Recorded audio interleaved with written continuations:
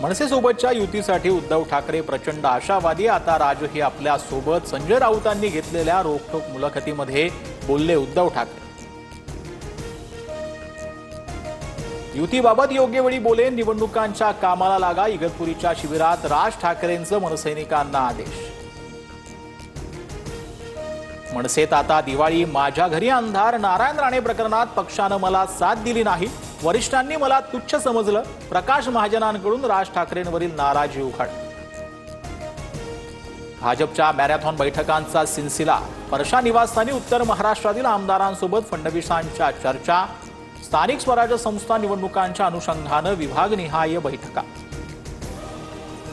महायुतीत राज्याप्रमाणे जिल्हास्तरीय समन्वय समिती स्थापन करणार। विधिमंडळ पक्षीय समन्वयासाठी 5 नेत्यांची नेमणूक केली जाणार। जिल्हा नियोजन समितीच्या निधी वाटपाचं सूत्र ठरवणार। सोलापुरात मराठा समाजाच्या बैठकीत राडा। प्रवीण गायकवाडांवरील हल्ल्याच्या निषेधार्थ होती बैठक। जन्मेजय राजे भोसलेंचा एकेरी उल्लेख केल्यानं कार्यकर्ते संतापले। संभाजी ब्रिगेडही भिडली। जन्मेजय राजे भोसलेंचा समोर मला काळं फासण्यात आलं। हल्ल्यावेळी कार्यक्रम पूर्णपणे चालू राहिला।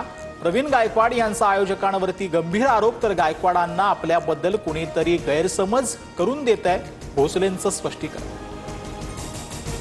प्रवीण गायकवाडांवरील शाईफेक प्रकरणी 18 तारखेला हक्कलकोट बंदची हाक। मराठा समाजाच्या बैठकीमध्ये निर्णय। सर्व आरोपींवरती मकोगा अंतर्गत कारवाईची सरकारकडे मागणी।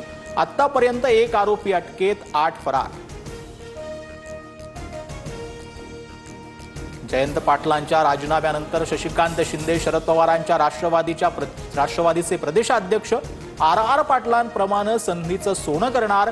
शशिकांत शिंदेंची पहिली प्रतिक्रिया। पक्ष बांधणी आणि विस्ताराचा निर्धार व्यक्त।